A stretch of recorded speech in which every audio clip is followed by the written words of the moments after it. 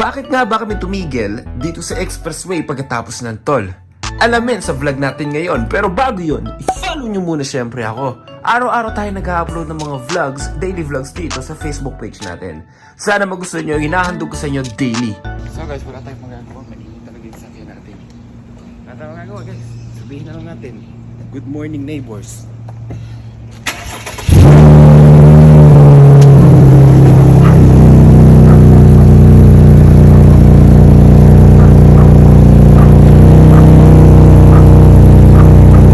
Yan ang nagiging problema ko almost every day kung saan nirereklamo ako ng mga kapitbahay ko.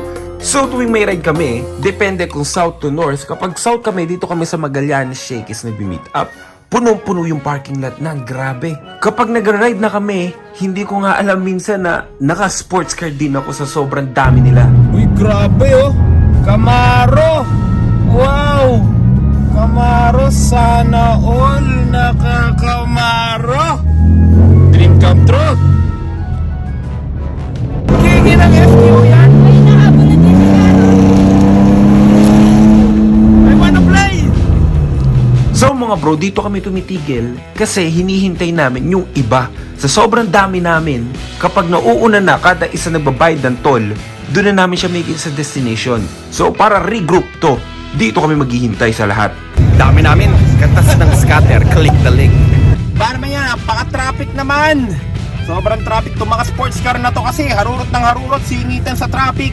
Dapat yung mga naka-sports car, hindi. Ay putya, naka-sports car din pala tayo. Sorry, kasalip pala kami dito. Titigas ng ulo namin eh. Mga bro, hindi po ako nagyayabang ha. Talagang hindi lang talaga ako makapaniwala na sa murang edad ko ay nakabili ako ng ganito. Siyempre, try lang natin, i-risk lang natin bro. Sa mga gustong itry yung ginagawa ko kung bakit ako nakaka-afford ng ganito, nasa comment section lang po yung link kung saan ako naglalaro. I-try nyo na din. Sa mga gusto lang bro ha, walang pilitan. Kasi anong malay nyo, baka mas swerte pa pala kayo kesa sa akin. Si Mia nga habang naghihintay kami ng pagkain namin, naglalaro na eh.